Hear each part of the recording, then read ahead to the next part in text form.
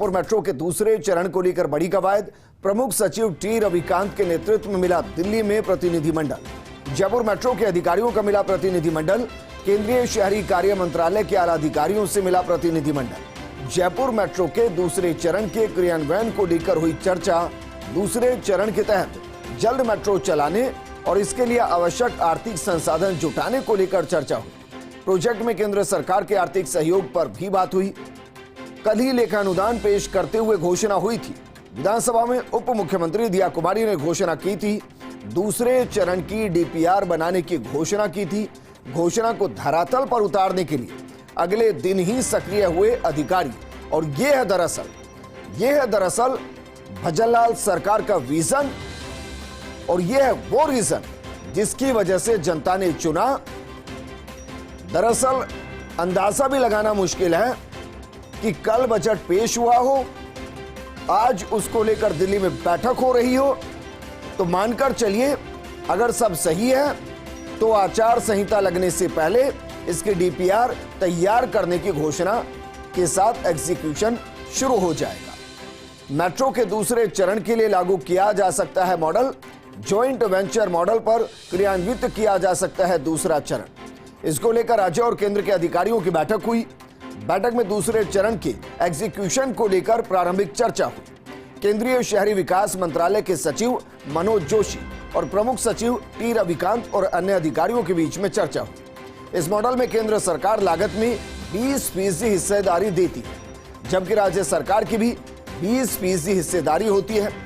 बाकी 60% के लिए एशियन विकास बैंक, एनसीआर, प्लानिंग बोर्ड अथवा अन्य किसी वित्तीय संस्थान से कर्जा लिया जाता है। मेरे सहयोगी अभिषेक श्रीवास्तव जुड़ गए। अभिषेक, इससे फास्ट कुछ नहीं हो सकता कि कल घोषणा हो और आज से एग्जीक्यूशन के लिए बातचीत शुरू हो जाए।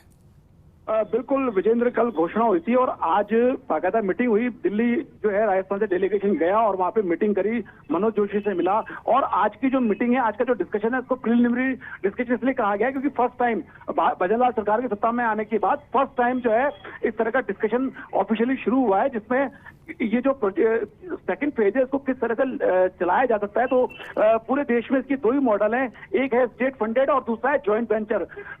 जो देश के विभिन्न शहरों में जितनी भी ट्रेनें अभी जो प्रोजेक्ट चल रहे हैं मेट्रो के, वो अधिकतर जो है जॉइंट वेंचर मॉडल पर है।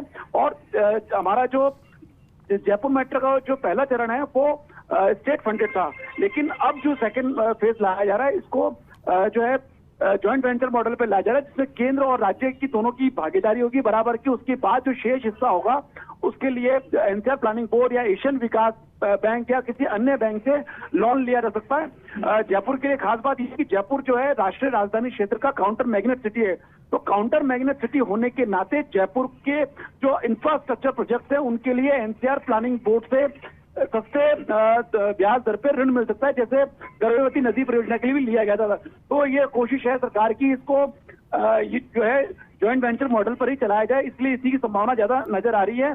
और जब अगर ऐसा होता है तो पहली प्रायोरिटी कर्ज लेने के लिए एनसीआर प्लानिंग बोर्ड होगी। और बड़ी बात ये भी है कि जो अशोक गहलोत सरकार के समय जो डीपीआर बनी थी तो उसमें बड़ा इशू लागत का था और उस समय लागत थी 4,600 करोड़ रुपए।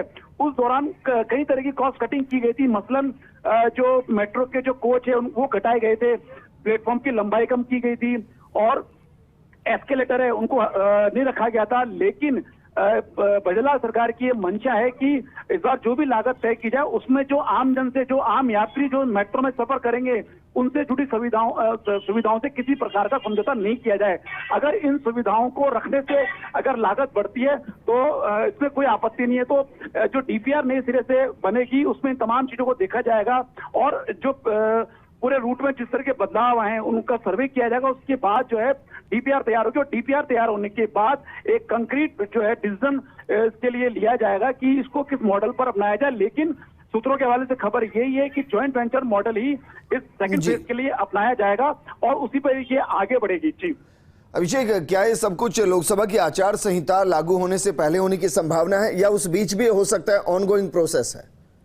बिल्कुल सरकार की कोशिश यही है कि लोकसभा चुनाव की आचार संहिता से पहले अभी जो पहली स्टेप है कि तुरंत जो है डीपीआर के लिए टेंडर इनवाइट करने। जहां तक है जो डीपीआर की जिम्मेदारी भी सीधे डीएमआरसी जो दिल्ली मेट्रो रेल कॉर्पोरेशन है, जिसको पूरे देश में एकमात्र एजेंसी है जिसको मेट्रो को लेकर एक्सपर्टीज है, सरकारी एजेंसी है, तो उसको सीधे भी जो है डीपीआर बनाने का वर्क ऑर्डर दिया जा सकता है। कोशिश यही कि बिल्कुल अभिषेक, शुक्रिया तमाम जानकारी हमारे साथ साझा करने।